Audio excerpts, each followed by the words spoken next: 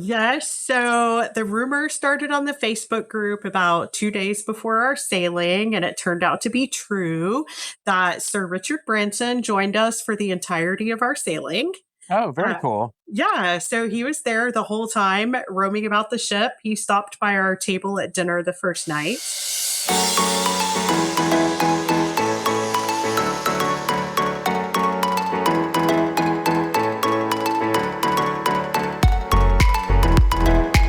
Welcome back, everybody, to this week's episode of the DCL Duo podcast, brought to you by My Path Unwinding Travel. And Sam, do your jingle. Simply the best, better than all the rest. All right, this week's listener review comes from Mr. Opus, who writes, Sailing with the DCL Duo. Brian and Sam host an incredible show about the joy and fun of cruising. Brian and Sam do an incredible job of building almost immediate rapport with the guests on their show. Each episode provides an array of perspectives that give a realistic impression of the good, the bad, the great, and the mishaps that may occur while on board or off board a Disney cruise ship. They provide a window into a range of experiences to help you get an idea if you'd enjoy the premium adult dining, a concierge room, an extended sailing experience, and plenty of ideas for port excursions. Thank you for bringing great content that my family and I can enjoy listening to every week. Well, thank you, Mr. Opus, for that wonderful review. We really appreciate it. And for all of you out there listening, here's my PSA.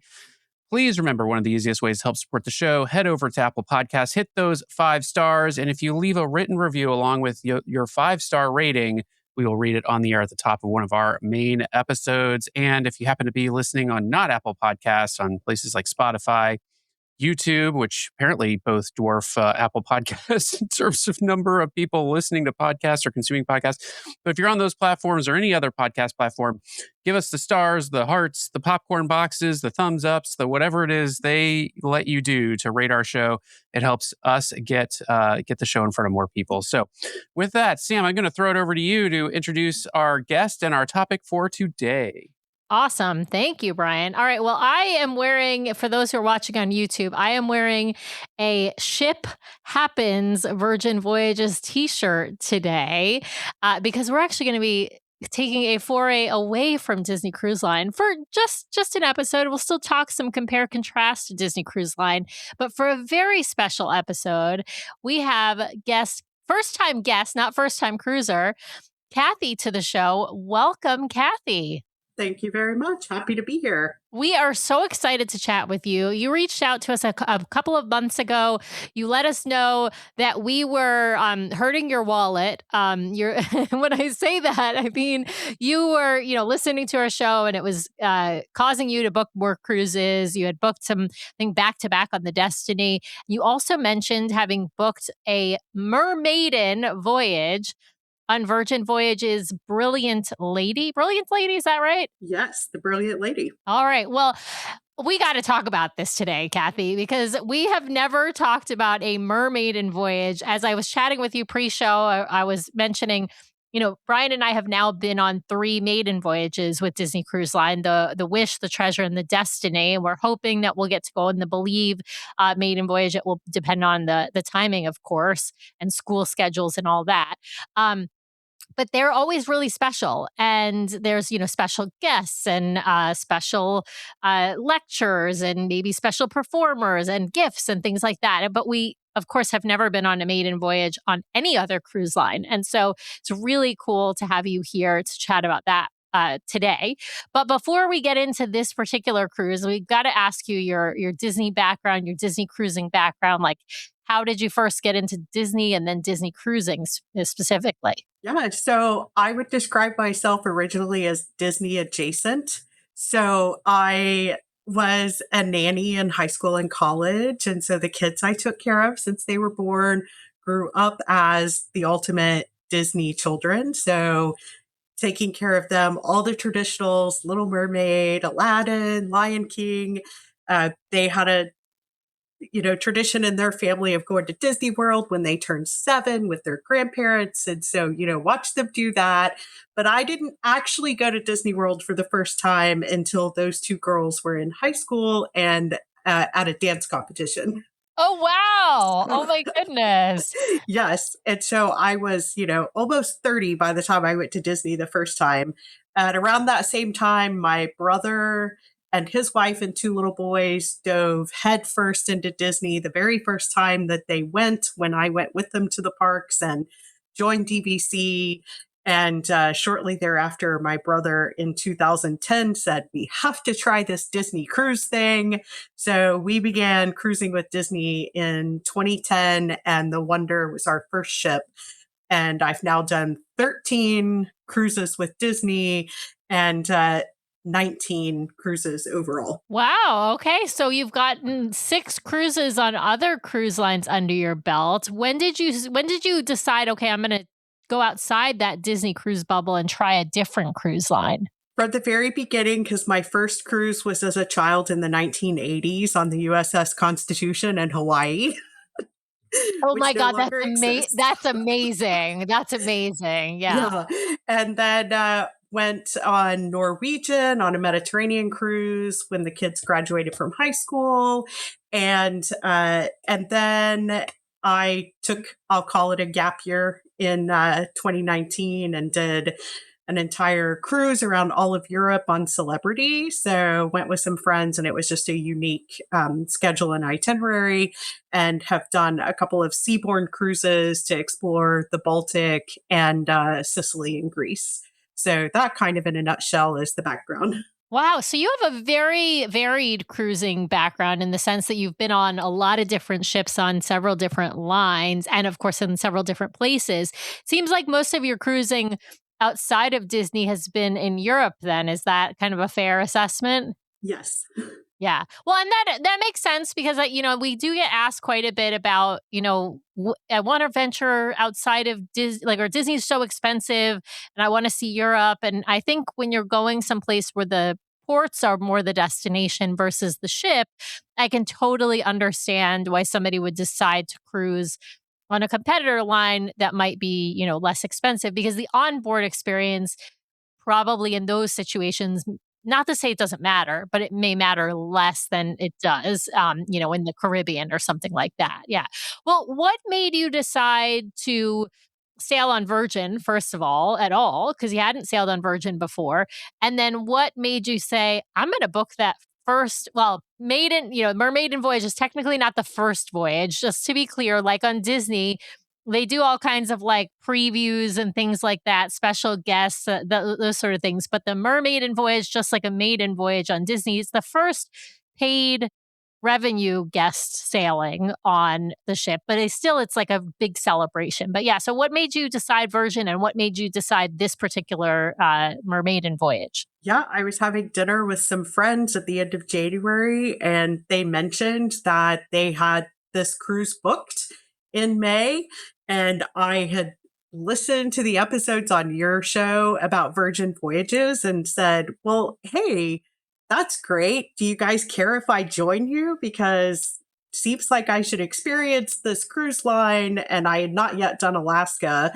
So that's how this all happened. They already had it booked, and I jumped on. I love that. I love that. Now, Cathy, where are you located? Are you on the West Coast or the East Coast or somewhere in the middle? I'm in Dallas, Texas, so exactly in the middle. Yeah. Okay. So I asked that because it's far to go, obviously, to Seattle, to go to Alaska, or Vancouver to Alaska.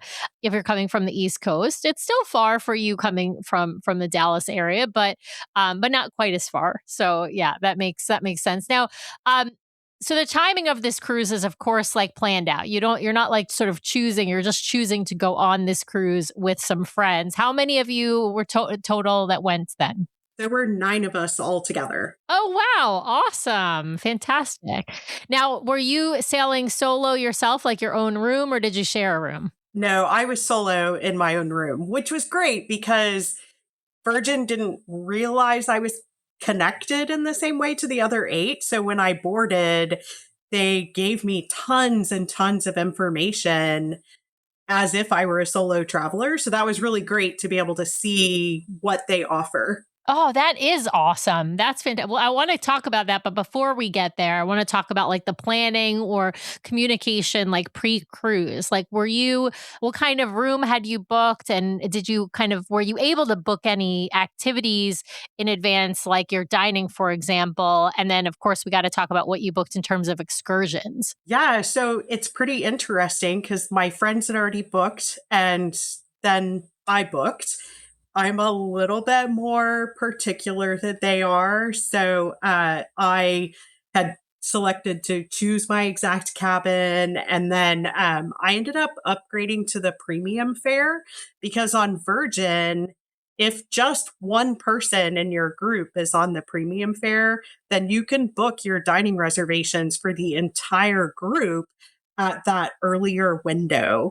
Um, and so I was the one out of our 5 cabins that booked premium, but then that gave me access to book all of our dining 60 days in advance with a party of 9 was something that was desperately needed.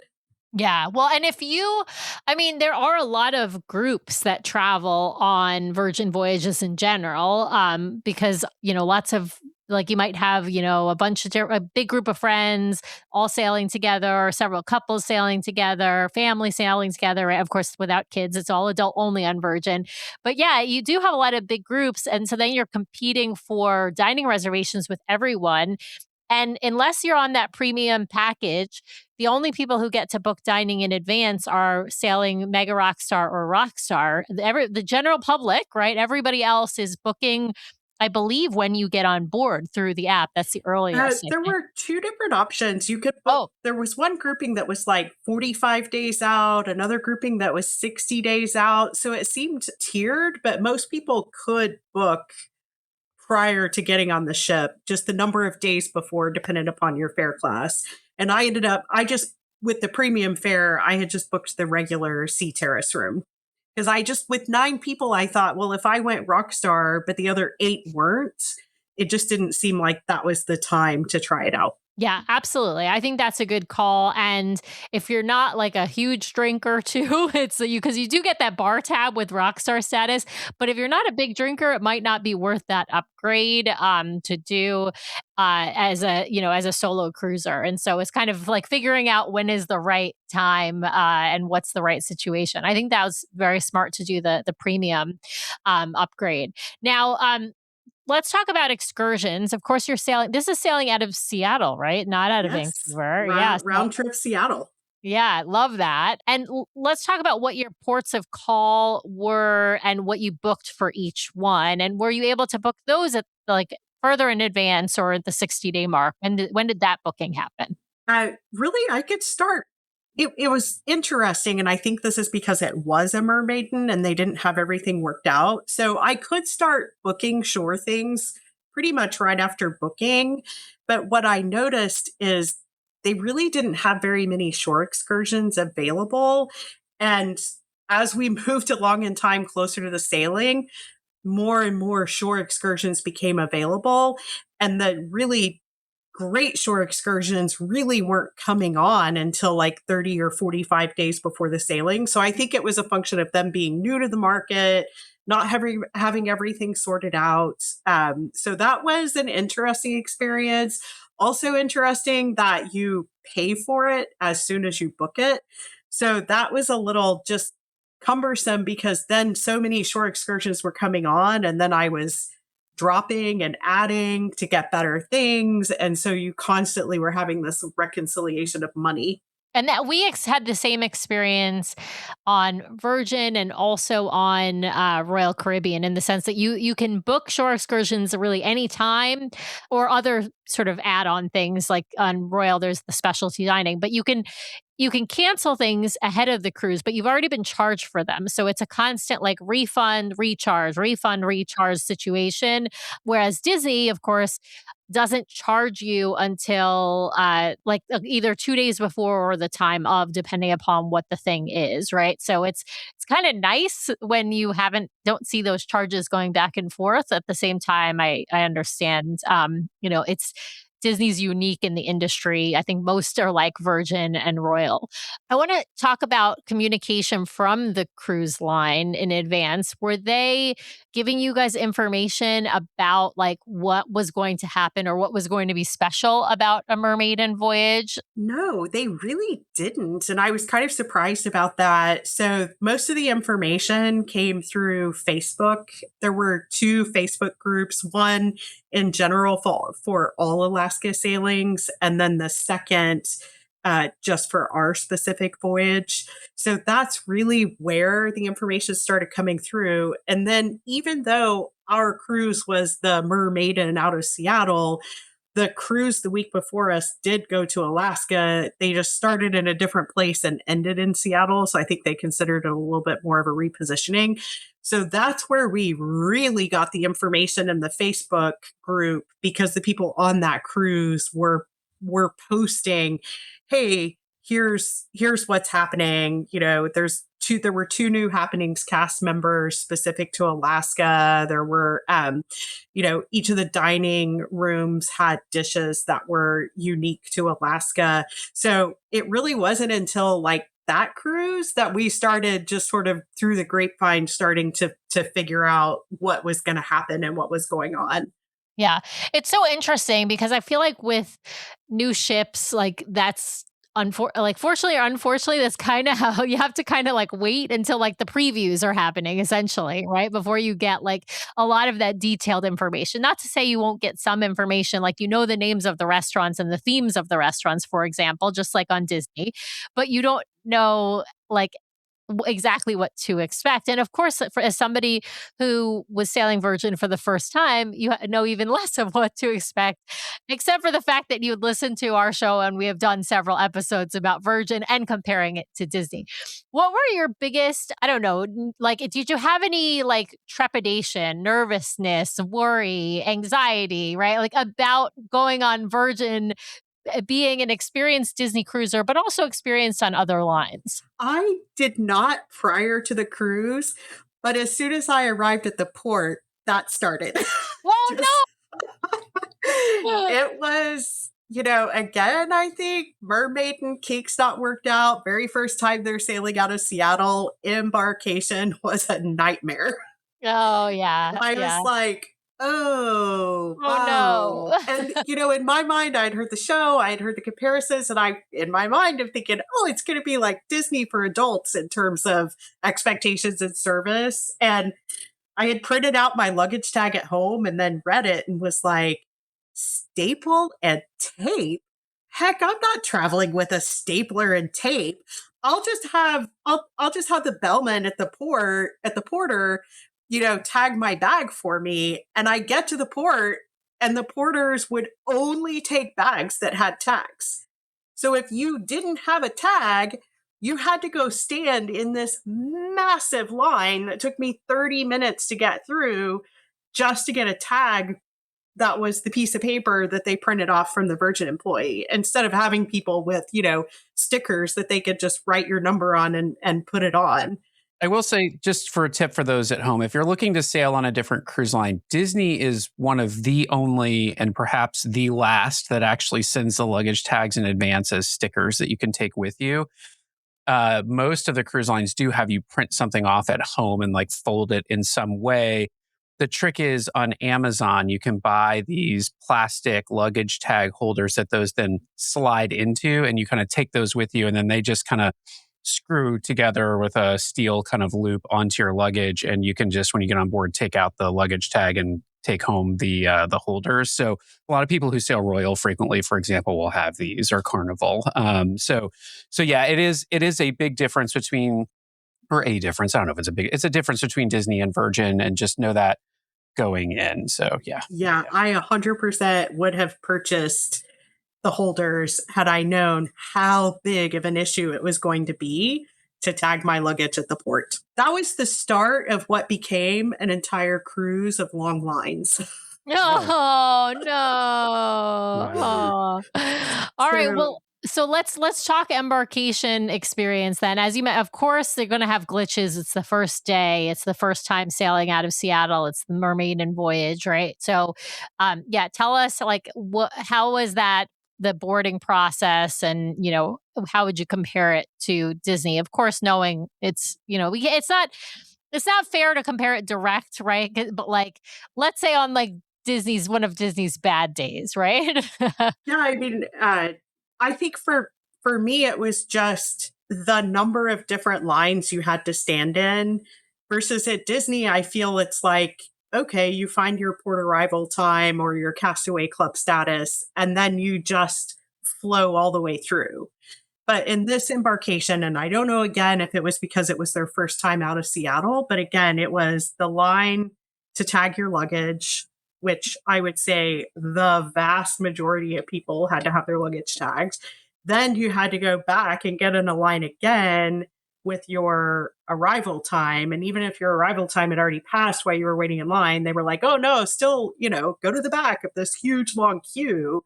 So then there was a queue to get in the door that was based on your arrival time.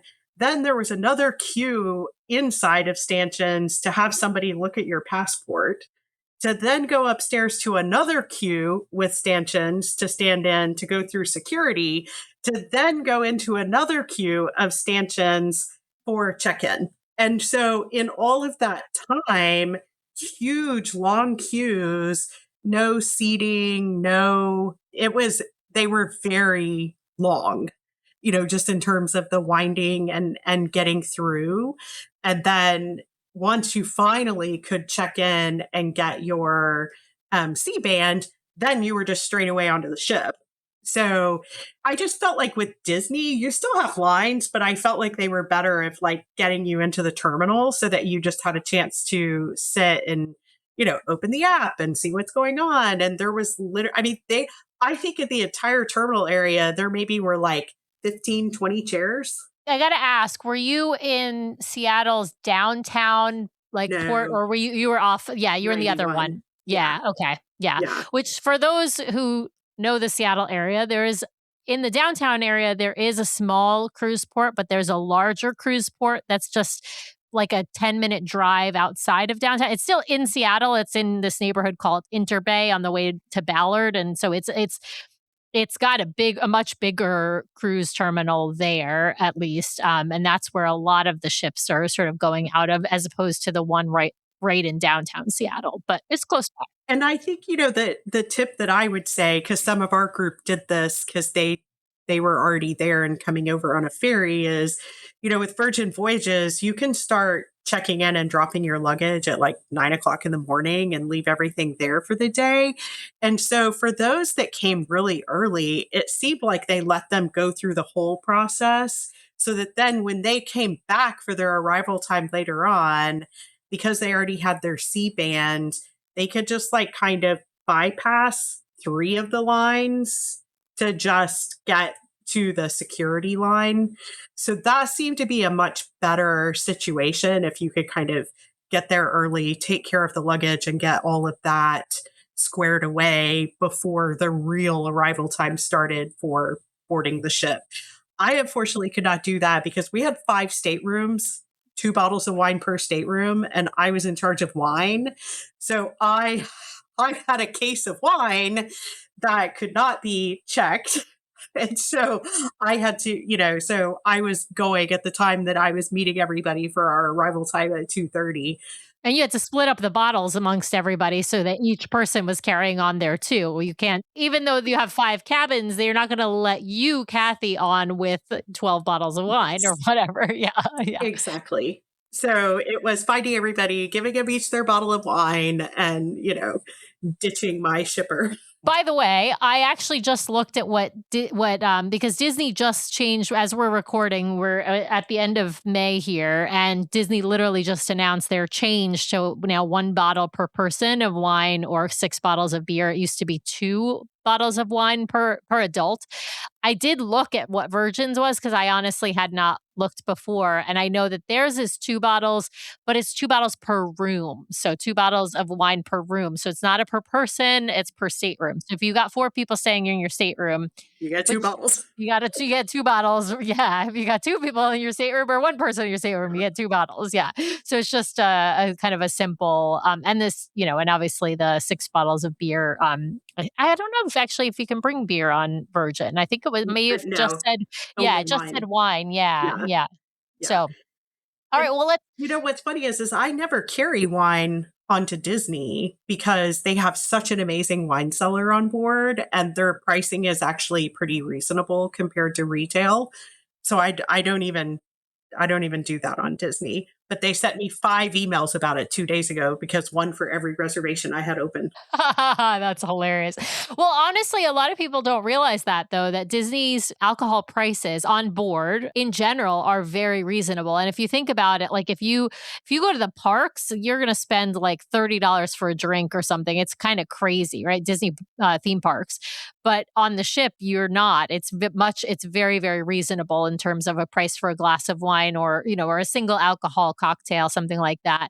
It's surprisingly reasonable. So yeah, we don't think about it that much either, because even though we like wine, we'll often bring a bottle or something, but we don't need to bring 4 bottles between the two of us. It's not something we need. I want to talk about your boarding. Did you board into, I don't know if they call it the atrium, but the kind of that hub area? Yeah, we came in on deck 7, so at the top of the spiral staircase. It's a nice place to board. It's different than like boarding into a grand hall on, or atrium on a Disney ship, of course, but it has an octopus like sculpture and has the spiral staircase. So it has the feel of being a hub of the ship, which it absolutely is. Did you get offered champagne or anything when you came on board? I'm sure they did. Part of our group was already on board and had like a seating area, and they were already eating ice cream. So we kind of just like immediately went into our little bubble. But yes, and then they had sparkling wine, up on deck for the sail away party. And as you know, the weather was beautiful last week, so that was nice. You mentioned quite a few long lines on board, Cathy, and I'm curious where those came into play most often, because I don't think we've experienced too many lines on the ship, but I can imagine the vibe being a little different on a Mermaiden with some unique things and things like that. But like, where did you see the long lines coming in? So where it was most noticeable was getting on and off the ship. And I don't mean like embarkation and debarkation. I mean like literally every port stop. I would say on average, I would be in lines for 30 to 40 minutes to get off the ship at a port. Wow. That's significant. Yeah. Right. Yeah. I thought so too. I wasn't prepared for that. In 19 cruises, I had never experienced that. I also wonder, and again, Mermaiden trying to figure things out. So good and bad with the excursions you booked. The nice thing was everything ran on your C-band. And so the vendors providing the excursions had an app on their phone, and they would just tap your C-band. Oh, that's really nice. Yeah. So no stickers, no or tickets. Bracelets, literally all the that vendor stuff. would just tap your C-band. So that was great. The downside of it, I don't know why, and maybe this is all Virgin Voyages, but you didn't meet for your excursions on the ship. They all would say, meet on the dock at 10:15. And so literally the entire ship is trying to get off at the same time. Whereas I feel like most times for ship excursions, they're metering people out in groups because they're meeting other places on the ship. But this was like every person for themselves, get off the boat and then try and find people holding paddles with signs with the name of the tour, there on the pier. And that is just a non-DCL thing. That's the case on Virgin. That's the case on Royal, on I think Celebrity, right? Like most of them have you just meet at the dock. The problem is if every excursion meets at the same time, everyone is trying to get off the ship at the same time. Yeah. We had the same experience, I feel like, with boarding the ship.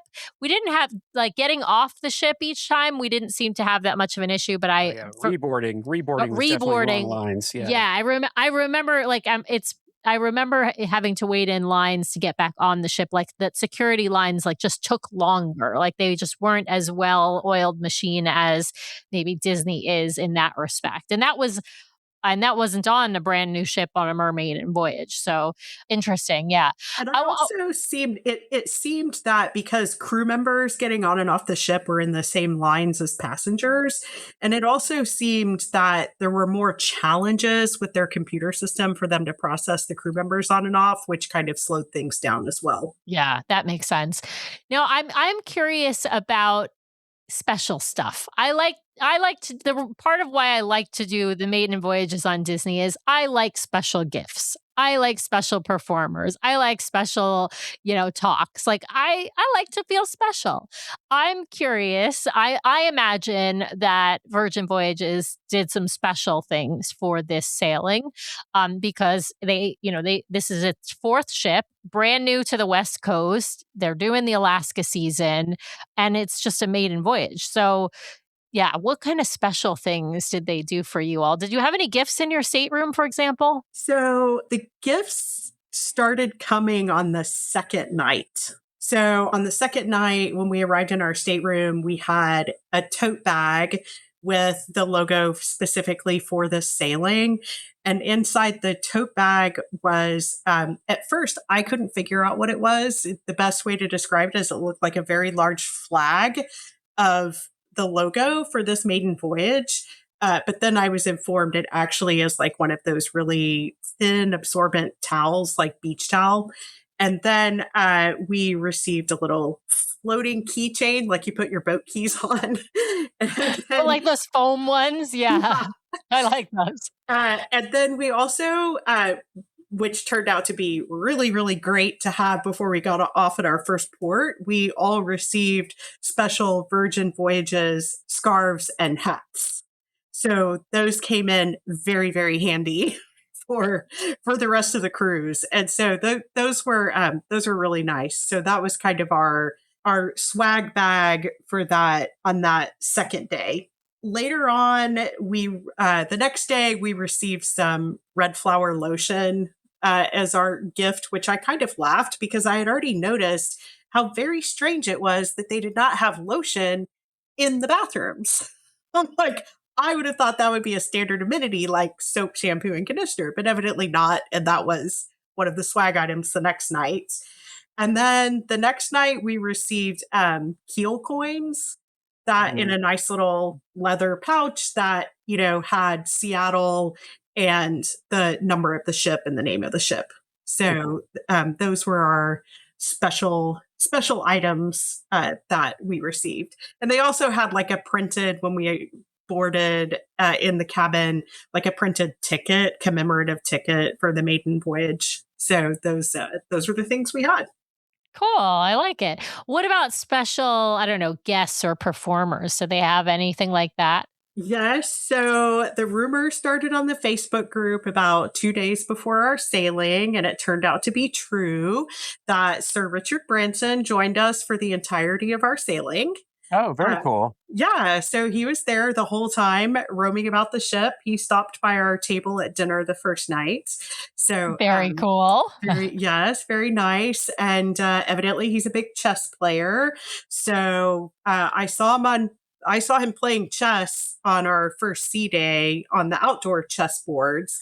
And then later in the app, they had a special chess tournament that you could sign up for. And so then he was part of the chess tournament, and whoever won then played a match against him. Oh, very cool. That would be like a cool, that's a cool reward if you're, if you're decent at chess. I'm not good enough I don't think I could win I could probably win a game, but not a tournament. So, but yeah, I mean, he was very visible out and about, on the ship and doing different things. And then also the hostess on the Happenings crew is like the original hostess from the entire cruise line. So she has, she's been the hostess for the maiden voyage of every ship. So she's been on the Brilliant Lady for, most of the time since it set sail, however many months ago. So it was pretty cool. Other than that, don't think, there were lots of rumors of, because in the past he's had like famous friends on board, but there weren't any other celebrities on board with visible things that that I saw. Yeah. One of the things that we think about when we think about Alaska, and this is cruising on Disney, but also on other cruise lines, is naturalists, right? Like oftentimes you hear about there being a naturalist on board to talk about Alaska wildlife, to talk about the glaciers, things like that. Did they have anyone on board for Virgin? Yeah, so they added 2 Happenings cast members unique to the Alaskan sailings. They added the lumberjack and the Oh, naturalist. that's And so fun. and evidently the lumberjack on board is actually one of the guys from the lumberjack show in Ketchikan. Oh, so cool. So for those who don't know, the Happenings cast on Virgin Voyages is your entertainment cast. And there's all these different like characters. One is like the foodie, one is the bounce, one is the spark, one is the charmer, right? Like so they all have like different roles, and they're on each one of the ships on Virgin Voyages, you have a person that is designated with this nickname. And there's like, I forget how many of them. The like Happenings cast. Yes, the Happenings cast, exactly. Yeah. And then, so basically, there's like, I don't know, let's say there's 7 of them. I don't know. I don't remember that exact number.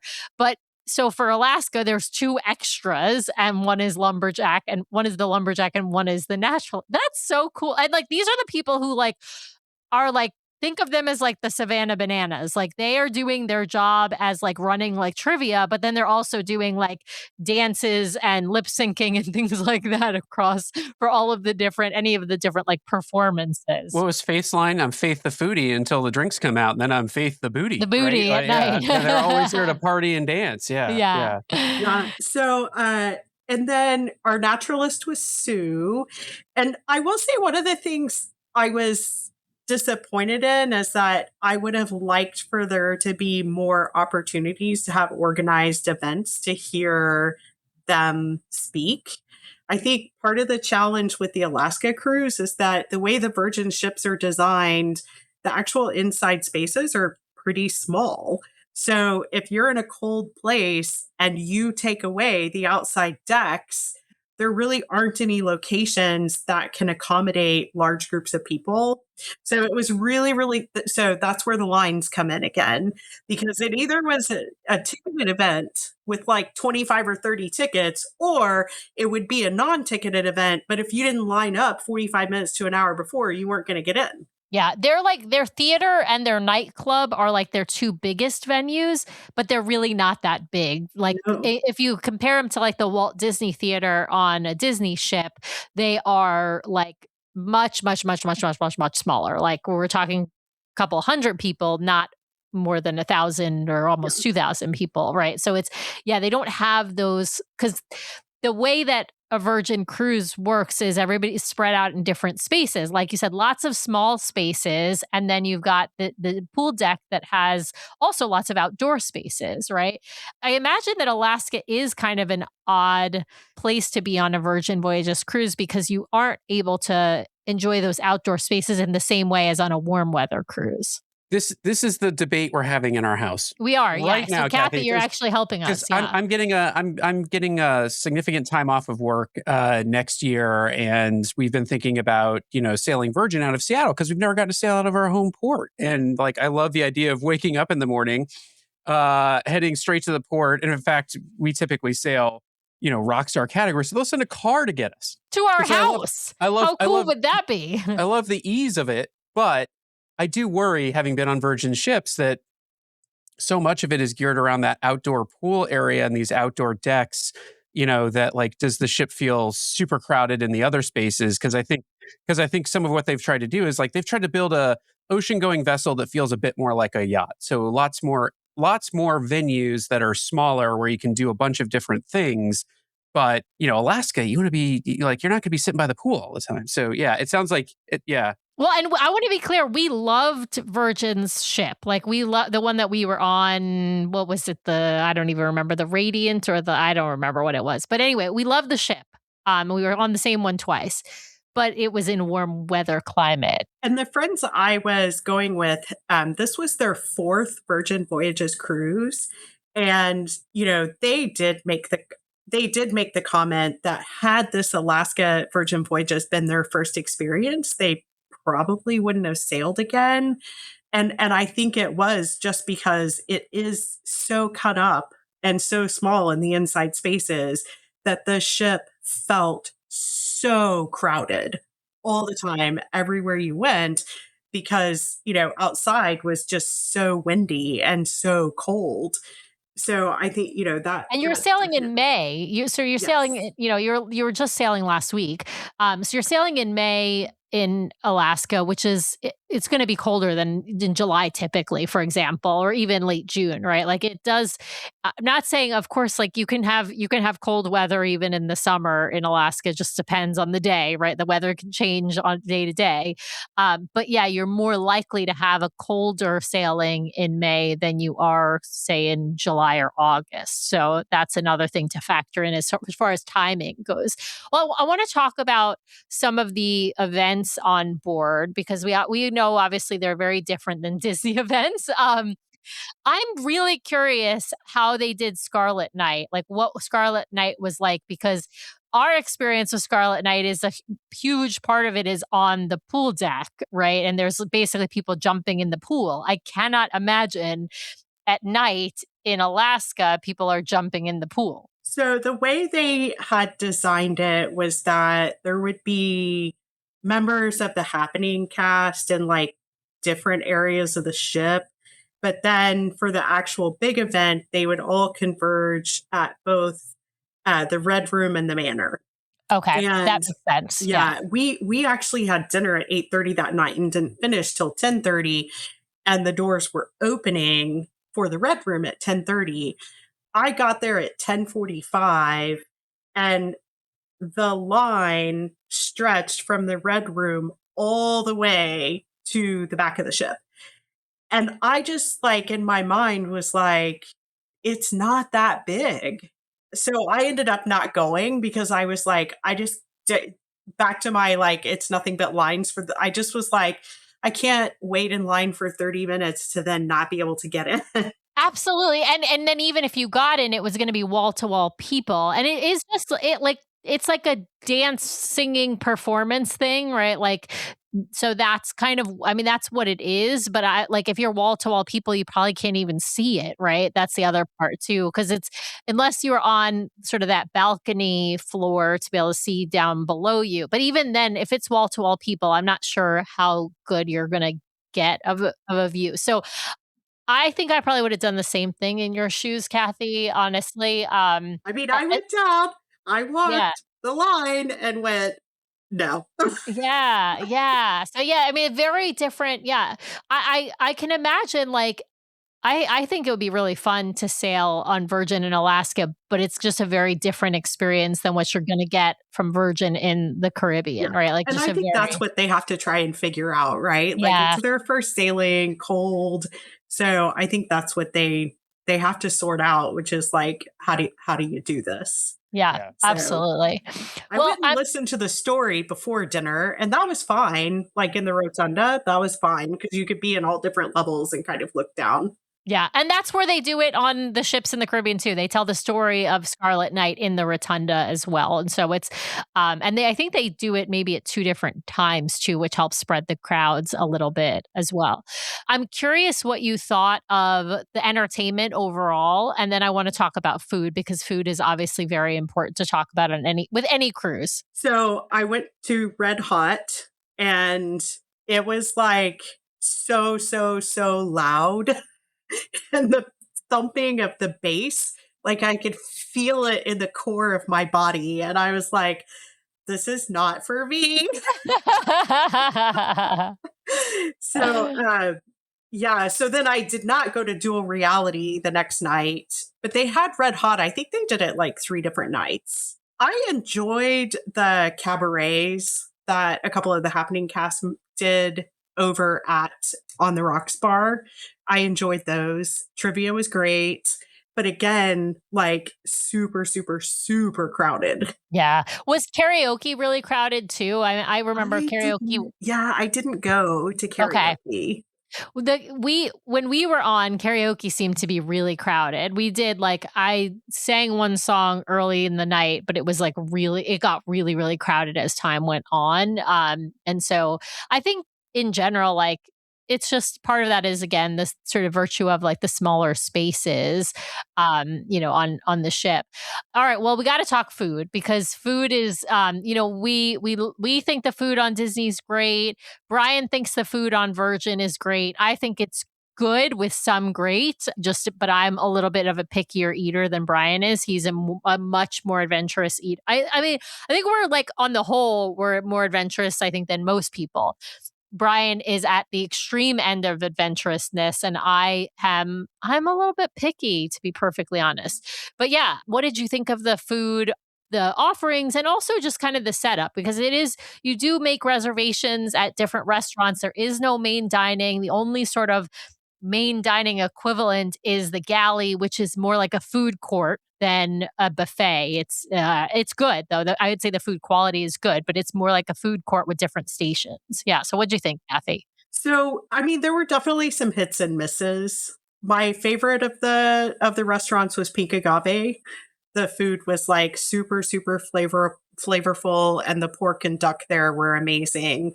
We also really, really liked Rojo, which is only on the Brilliant Lady. That's what Razzle Dazzle has been sort of rebranded as. And, more Spanish tapas, and they had great Spanish wines in there to go with it, although they were out of half of them. So those were definitely the highlights. We ate at Test Kitchen twice, 2 different menus. Oh, interesting. Yeah, we still haven't done that. Okay. One I didn't care for. So that, that was interesting. It almost at Test Kitchen just felt like it was trying to push the envelope for pushing the envelope's sake and not for the sake of the actual quality and flavor of the food. That's interesting because we've heard that now from several people. I will say we skipped Test Kitchen on both of our sailings because we had heard comments like that. We heard that like, yes, we like, fancy food. We like some molecular gastronomy, but we don't like it just for the sake of doing it. Like, don't do it just because it's visually cool looking. Like, it needs to taste good and be good also. And that's what I said. If it were actually molecular gastronomy, it would be great, but it's not. But yeah, so that was interesting. They do have the best wine list on board, but again, inflated prices. But yeah, so it was good. I would say I did not care for the brunches. I felt like the menus were extremely limited. Maybe it's because I'm spoiled and think a brunch is always going to be like Palo brunch. But yeah. I felt the same way about brunch. We did one brunch at what's the steak place on board? Yeah, so we did one brunch at the Wake, and I was kind of like, meh. I didn't think it. We had done a brunch at Razzle Dazzle. That was a little bit better, I'd say, but also I was kind of like not that wowed. I honestly thought that I would rather just get breakfast at the galley or go eat like tapas at the different places at lunch and things like that. I do think just for people to be aware, because it is so different than Palo, brunch on board Virgin, it's literally breakfast dishes. It's not a situation where you can have either breakfast or lunch. You can get there is at the Wake, I feel like they had like a steak and eggs dish or something like that. But yes, absolutely. Like Cathy said. It was interesting at the Wake. You could get a steak, but only if you ordered it after noon. So we had 11:45 reservations. 2 of our people wanted steak, so we just didn't place our order until noon. That's funny. That's really funny. So, and another interesting thing is when we sailed out of Seattle, if you're going to sail out of Seattle, it takes you a long time before you actually get out of US waters. So when I got my tab that night, I was a little surprised because I was charged tax on my corkage fee. Oh, interesting. Because we were still considered in the United States. And so just FYI, whatever you're going to drink, pretty much that whole first night out of Seattle is going to be taxed because you're considered still there. Yeah, so people don't realize, like, so Seattle is on the Puget Sound, right? So this is a sound like in between huge pieces of land, right? So Seattle is not on the coast. I know that Well, people we're not like direct. portions of Washington are on the coast. Yes, Seattle, Washington is, yeah. but the But city not of Seattle. Seattle, but right, the city of Seattle is not on the coast. It is on the Sound, right? And so the Sound is this bay, basically this U-shaped bay. So that's where Seattle is located. So there is still land to the west of us. And so yeah, so you've got you and including mountains, right? So like you are in between as you're sailing out for several hours, like you are in between US land. So yeah, you are not far enough away to be considered in international So waters. just be prepared to pay taxes on your alcohol, even Yeah. though you're, quote, at sea. At sea, exactly. That's funny. I never thought about that though, Cathy, because we have, like Brian said, we have not sailed out of Seattle ourselves.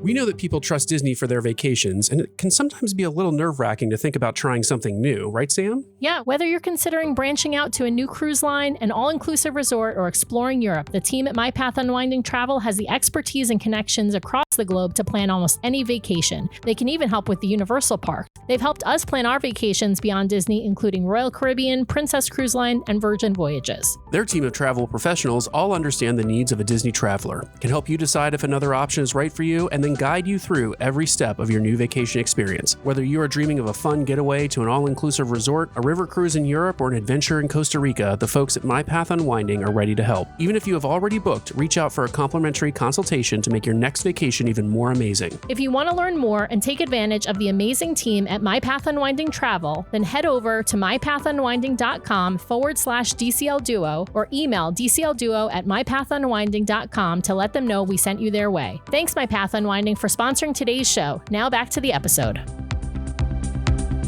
Well, Cathy, I'm curious, like your thoughts on Virgin and if you would sail again, but perhaps not in Alaska. But then I also want to ask you if you had any particularly amazing Alaskan excursions, because Alaska itself is just incredible.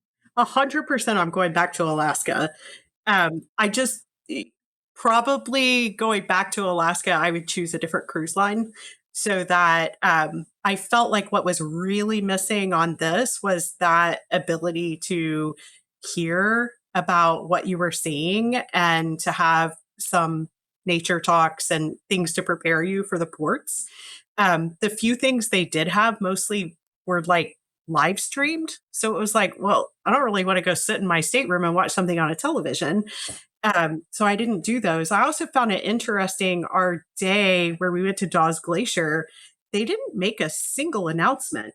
Oh, interesting. So you had to just like find out through word of mouth that like the glacier was outside, that you could go see it. Did they have any naturalist talks or anything on board? The way I ended up finding out what was going on was my very first morning, I had gone to like that morning mind benders and met a couple that added me to the WhatsApp group because Sue, the naturalist from the Happenings cast, was active in the WhatsApp group. So she was posting there. So that's kind of how in our group, because I was the only one on it who knew what was going on, because Sue would say, hey, we're about to sail through this area that, there's whale activity, or humpbacks were reported here yesterday, or the glacier's coming up and the captain's going to do this. So that was really how I knew what was going on, but I was very surprised that they didn't make any announcements or have an option on the television in your stateroom to say, oh, give me information on, this day we went to Dawes. Yeah, that is interesting. Now, I do know from our experience on Disney that when they're going through like the glacier areas, right? Like they only are allowed to have somebody over a loudspeaker at certain times and only a certain volume and only for a certain amount of time, right? So like even on Disney, the naturalist came over the loudspeaker, but it was only for, I want to say it had to be less than an hour, but it was right as we were sailing. It was before we got to the glacier, but it was telling us like what we were seeing and what we were going to see when we're headed towards Dawes Glacier as well. But on Disney, we did have talks in the Walt Disney Theater. I think she did like 3 different, they were only half-hour long ones, and I think they did broadcast them on the TV if you didn't want to be there in person. But yeah, so that's the thing that's missing. And as you mentioned, it's in part probably because they don't really have a large enough theater space to have, the majority of guests come. I just was going to say, back on some of the special things for the Mermaiden Voyage, there also were a couple of SVPs on board that gave talks about they were giving talks about some of the dry docks on the other ship. They were giving talks about, sort of the logistics and ins and outs of the Brilliant Lady. So that was also there just for the Mermaiden. Which is cool. I mean, of course, it's cool to get sort of that inside info about what's going on their cruise line in general. But it's hard because you're in Alaska, and so you want this stuff about Alaska as well. Exactly. Yeah, so it's like it's a hard balance, right? And because they don't have all these spaces designed for that specifically, it's interesting to me that they didn't consider designing a slightly different ship. I know that all their ships are exactly the same, with obviously some different theming in some of the restaurants, but because all their ships are the same, their ships are really, I would say, built for the Caribbean type environment, rather warm weather, than for sure. for warm weather environment. Exactly.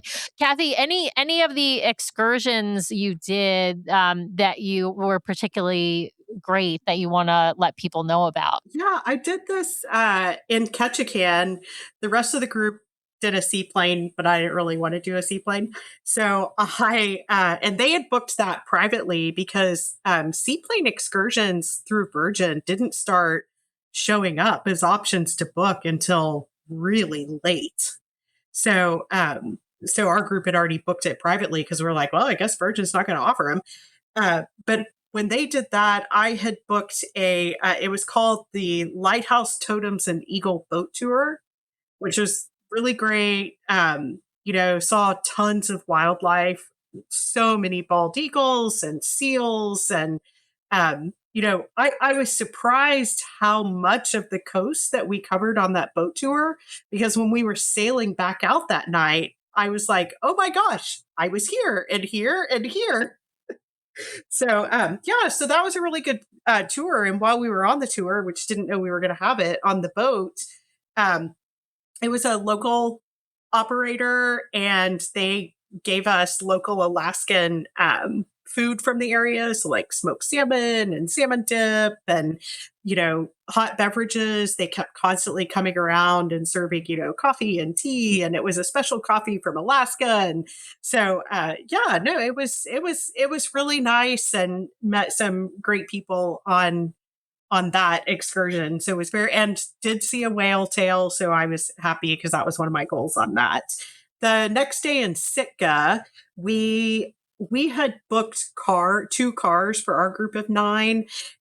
This is a tip if you're going to Sitka. If you book your car through Turo, they'll drop the car at the port for you. So it's right there when you get off the ship. But if you book through anybody else, you have to take a shuttle into town and take another shuttle out to the airport to get the cars. But having a car in Sitka was great because we were pretty much able to cover all of the sites by being able to drive ourselves. So we did the Raptor Center, we did the Fortress of Bears, we went to the National Park, and we did a hike, and went to downtown. So we just checked all the boxes there in Sitka by having cars.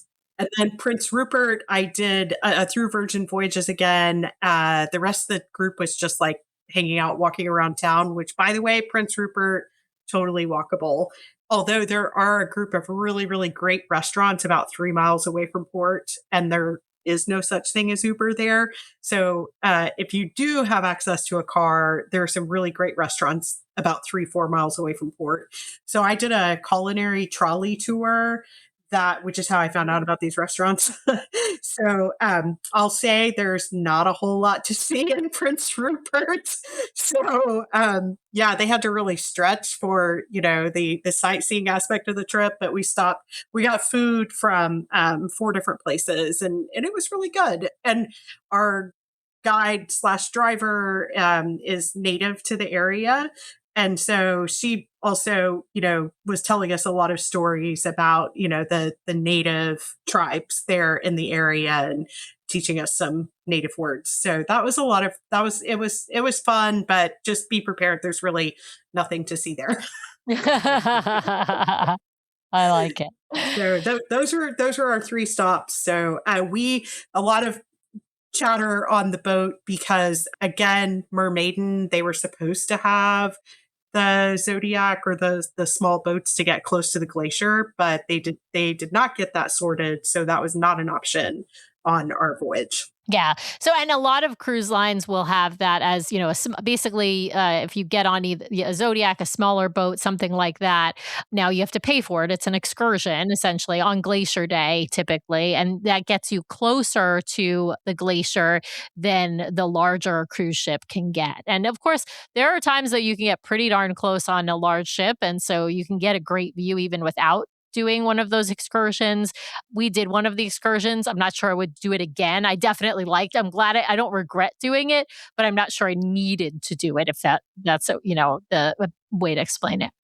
All right. Well, Brian, I think we have reached that point in the show. Oh, I want to ask, so I got a question or two here, Sam. Okay. Sorry. Cathy, just all up. If you had to do this over again, would you book with Virgin? For Alaska, no. Would you do Virgin again, though, not in Alaska? For sure, if I had friends going, I would do Virgin. I think in fairness, I do need to probably experience a warm weather destination and a different ship. I think it's just the combination of this ship being newer, newer crew. There were a lot of challenges that, the other people I was sailing with, because they've been on others, they said, no, you really need to, go back and experience it in a different setting. And I actually have some friends on Virgin right now over in Europe having the time of their life. So who knows, maybe next time. And how did you find the balance on your cruises between, I think there's a lot of people out there that we hear from are like, oh my God, it's just going to be a total booze cruise. It's all like these, influencer types who are, whatever, just beautiful people everywhere and I won't fit in kind of thing. Not been our experience overall, but how did you feel about this particular sailing in terms of the vibe on board? I think I would best describe the vibe as this cruise probably skewed older than a normal Virgin Voyages cruise because it's Alaska. And I would say that most of the people on board were of the persuasion of, I'm actually young, so therefore Virgin's for me. And they would constantly, we would be in port next to Seabourn or in port next to Viking. And they would be like, oh, that ship's for old people. And I'm like, well, I mean, come on, you people are not that far. It's not young or old. So I think it was just for that, it was a lot of people on board that for them, Virgin represented, youth and vitality. And it is a lot. Look, you've seen all types on board. So it's not an issue of fitting in or not fitting in, but the vibe is more that trendy party, not drinking party, but just, trendy Instagram party kind of look and feel. To be fair, Richard Branson himself is no spring chicken, so it's his cruise line. I think he's got the young at heart motto going on in his life. Yeah, for Alaska specifically, would you go back to Alaska, irrespective of Virgin? What cruise line would you look to get you there? Would it be Disney? Would it be something else? Probably, I would go Seabourn. Oh wow, okay. It's a very different cruise line than Disney and Virgin for sure. Lovely. It's a lovely cruise line. It's a high-end cruise line for sure. And then on Virgin, the other question I just want to ask is, you did not sail in a rock star category of room, right? So what was the room situation like? Because Virgin has gotten dinged a couple times over, they're trying to be really creative with how the rooms get laid out. It can be a couch and then the couch turns into a bed at night and all this. Did you find the room to be comfortable, workable from your standpoint? Yeah, the room's totally comfortable, workable for all of us. They didn't do the change from bed to couch. Everything just stayed as beds, but The bed was perfectly comfortable, not as comfortable as Disney, but perfectly comfortable, no issues. I think I had prepared myself for like such a crazy, crazy small bathroom that I actually was like, okay, the bathroom's not that bad. The shower's fine. But I had already built in my head, this is going to be tiny. Yeah, for sure. Expectations, right? You have to you have to temper expectations when you're somebody who has stayed on, had the split bathroom on Disney, right? It's just most of the cruise lines, staterooms and bathrooms, most of them across all the cruise lines, unless you're sailing in like a luxury category, are smaller than Disney's. Disney's on the bigger end. And I did put a bid in for Rockstar, but was not successful. Yeah. I'm always curious about that bidding. I mean, we understand through what we've seen from Royal, like the bidding process is actually fairly convoluted and it's like highly complex. And even if you're the person who bids the most, they may give it to the person who bid the least. So yeah, it's so because they want your room for somebody else who bid, right? Well, so they're like figuring out, right? Yeah. Which they know how the dominoes are all going to shake out to get them the most management. Money. Exactly, Cathy. Exactly. Last question I have, Cathy, is one of the things that we noticed on the times that we've sailed Virgin is, look, the nightlife goes much later than any other cruise line that we've experienced, perhaps setting aside Royal for a second, and we haven't sailed Carnival. But what comes from that too, at least where our rooms have been, is that if it's Scarlet Night and the deck party's happening, I mean, that ship is vibrating. There's a lot of noise happening. Like, did you find the extended nightlife interfered at all with like kind of the routine you were hoping to have on board? Well, back to the particular, and I was very particular about my cabin location. So I was on deck 13, just by the forward elevators. So for me, it was very quiet. I had zero issues with that.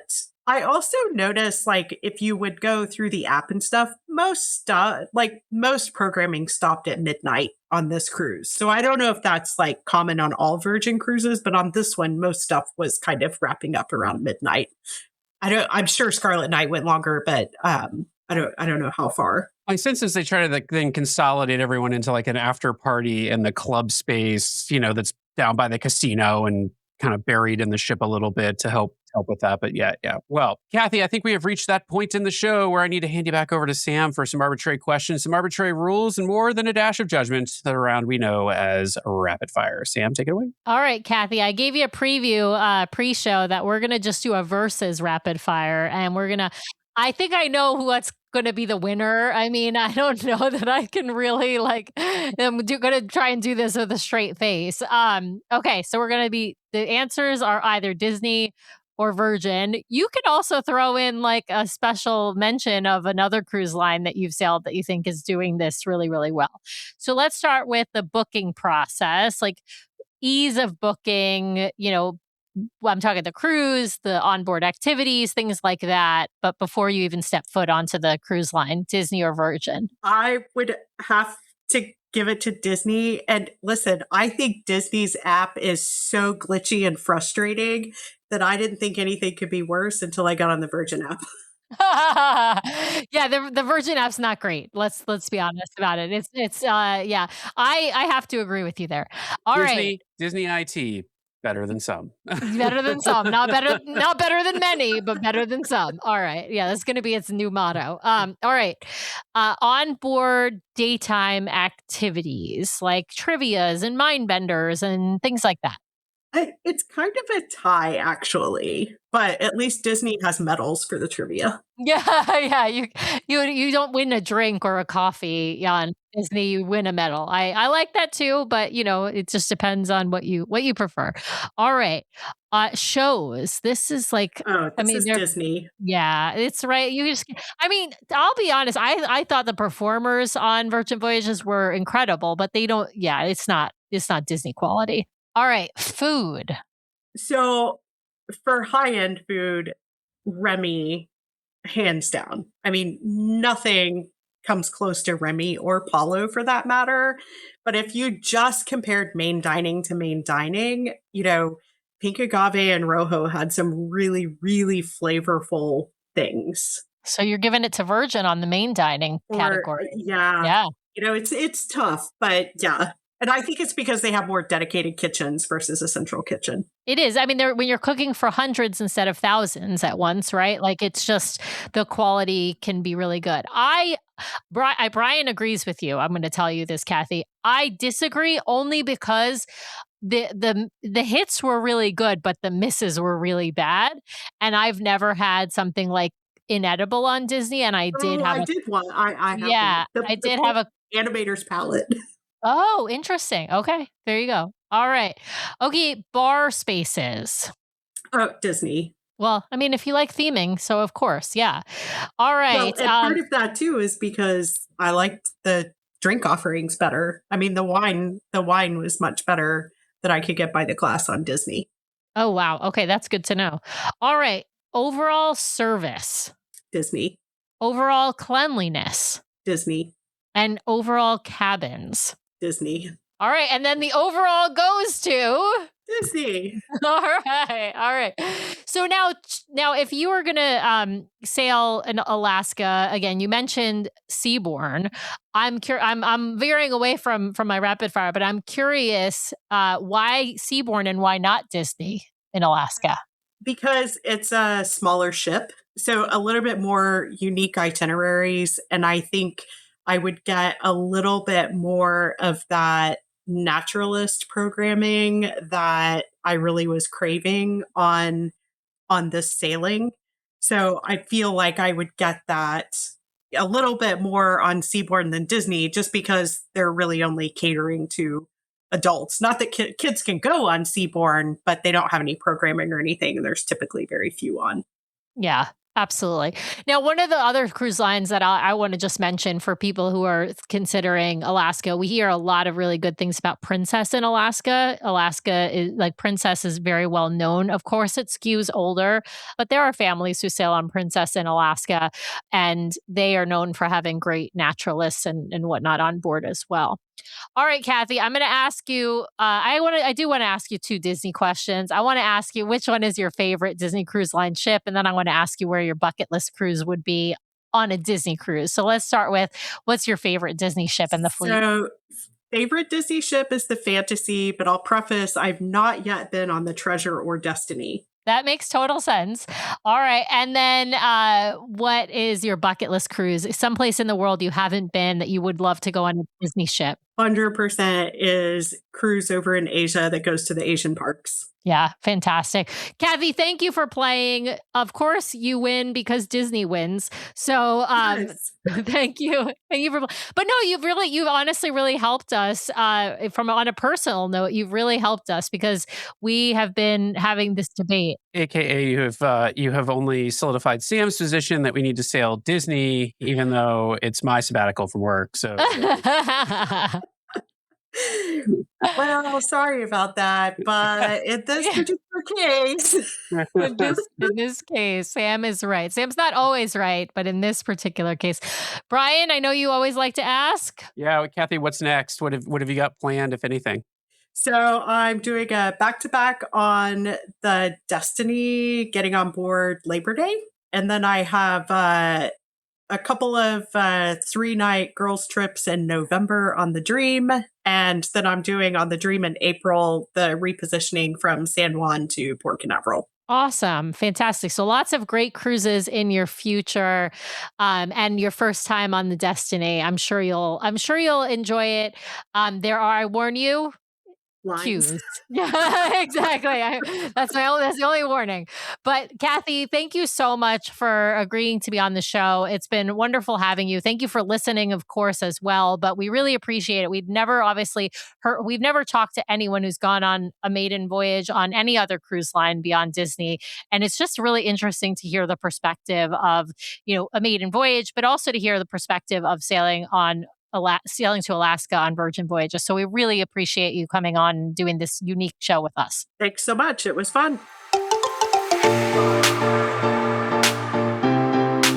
Well, thanks to everyone out there for listening this week. We really, really appreciate it. Be sure to subscribe to the podcast so you can keep getting great content from us every week. In fact, twice a week we publish shows. So be sure to hit the subscribe button to get all of those great episodes. And if you want to watch us live, we have a live show now every week, Monday nights, 5:30 p.m. Pacific, 8:30 p.m. Eastern over on youtube.com/DCL Duo. So be sure to head over and check that out. If you want to help support the show, be sure to hit those 5 stars on Apple Podcasts. And if you leave us a written review, a 5-star written review, we will read it at the top of one of our main episodes. So please head over there and hit those 5 stars. Of course, you can also help support the show by supporting our fabulous show sponsor, My Path Unwinding Travel. If you want to book your next Disney vacation, head over to mypathunwinding.com/DCL Duo or email them at dclduo@mypathunwinding.com so they know we sent you their way. If you've got questions or you'd like to connect with us, the best way to do that is to head over to dclduo.com. It's got links to all of our things, full catalog of the podcast episodes, including a searchable catalog for the podcast, links off to our vlog, a link to our Etsy store where we sell some fun fan-inspired magnets, link to our Patreon if you'd like to help directly support the show each and every month. Just head over to the website or patreon.com/DCLDuo. Also has a way for you to sign up for our Substack newsletter that we're hoping to start really pumping out monthly here at least, and a few blog articles that we've written. So DCLDuo.com is the best way to connect with us. You can also, of course, email us at info@DCLDuo.com or reach out to us on our voicemail line at 402-413-5590. That's 402-413-5590. The DCL Duo podcast is not affiliated with Disney Cruise Line, the Disney Company, or the Disney family of theme parks. The views expressed on the show are solely those of the individuals on the podcast and in no way reflect the views of the Disney Company or Disney Cruise Line. If you have questions about a Disney cruise or a Disney vacation, please contact the great folks over at My Path Unwinding Travel or Disney directly or your own travel agent. Thanks again for listening, and we'll see you next time for another fabulous adventure with the DCL Duo.